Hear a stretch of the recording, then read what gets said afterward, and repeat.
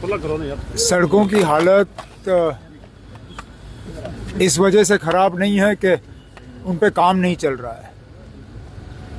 सड़कों की हालत थोड़ी खस्ता है क्योंकि वहाँ पे काम चल रहा है। रोड वाइडनिंग का प्रोजेक्ट है, 4 लेनिंग का प्रोजेक्ट है, टनलों का प्रोजेक्ट है। अब इसमें सिर्फ इतना है कि जहाँ टनल का काम चल रहा है वहाँ पे जो एग्जिस्टिंग रोड है कम से कम उसकी मेंटेनेंस होनी चाहिए।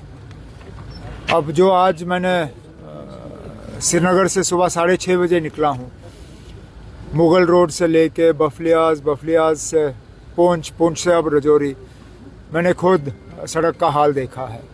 अब जो मैंने खुद जो आंखों देखा हाल है उसको मैं government of India Rajnath Singh साहब तक पहुंचा दूंगा, क्योंकि ये सारे बॉर्डर रोड्स की सड़कें हैं। मिनिस्ट्री ऑफ डिफेंस इनकी निगरानी करती है।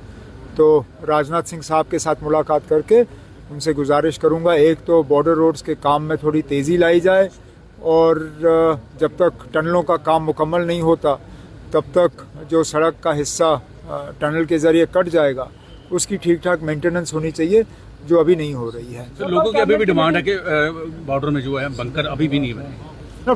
फिलहाल तो हमारी कोशिश है कि हालात ठीक रहें, लेकिन जो बंकर बनाने का एक सिलसिला है वो चल रहा है, आगे भी चलता रहेगा।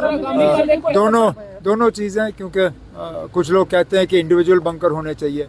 अब हर किसी के लिए बंकर बनाने के लिए जगह नहीं है, ना उतने साधन हैं हमारे पास। तो जहाँ हो सकता है वहाँ इंडिविजुअल बंकर, और जहाँ मुमकिन नहीं हुआ वहाँ कम्युनिटी बंकर जो है वो बनाए जाएंगे। सर, पटना मेडिकल कॉलेज में एमबीबीएस की सीटों को लेकर जो विवाद चल रहा है, क्या कहना है सर?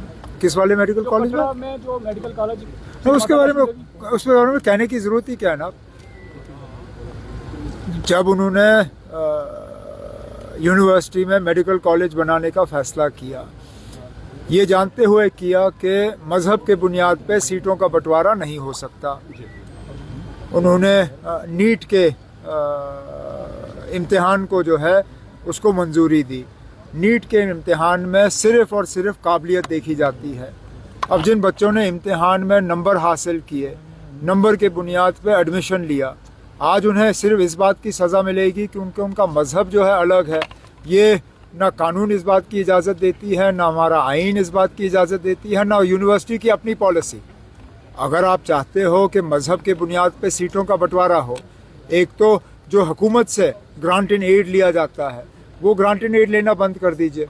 जो मुफ्त में ज़मीन मिली उसका आप पैसा दे दीजिए, और उसके बाद आप अपने यूनिवर्सिटी का कानून बदल के इसको एक ही मज़हब के लिए रखें, हमें कोई एतराज़ नहीं। सर, एक सहाफ़ी का मकान उठाया गया, उसकी कार्रवाई जारी है अभी।